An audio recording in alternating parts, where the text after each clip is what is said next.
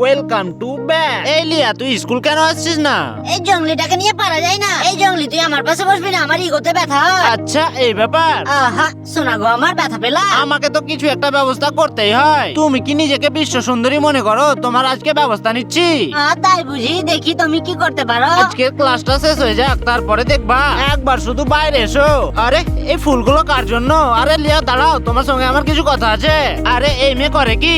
এই লিয়া, তুমি আমার সঙ্গে অনেক বাড়াবাড়ি করছো। তুমি এসব করছো কি? আরে বান্ধবী, হ্যাপি ফ্রেন্ডশিপ ডে। ও, আমি তো ভুলে গেছিলাম।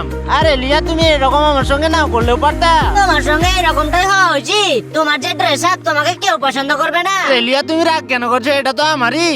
তাহলে আর একটা কথা শুনে রাখো, এইরকম ড্রেস আপ না আমার বাড়ির কুকুরটা পড়ে। আরে এত বড় অপমান! এই চুমকি ওরা না গার্লফ্রেন্ড বয়ফ্রেন্ড, জানিস ওদের ঝগড়াগুলো দেখতে আমার সেই লাগে। দাঁড়াও, আজকে আমি একটা চ্যানেল ক্রিয়েট করব আর তোমার পাগলামিগুলো আমি আপলোড করব। তোমার পাগলামিগুলো আমার বন্ধুদেরকে দেখাতে চাই। বন্ধুরা, তোমরা আমাদের পাশে থাকবা তো?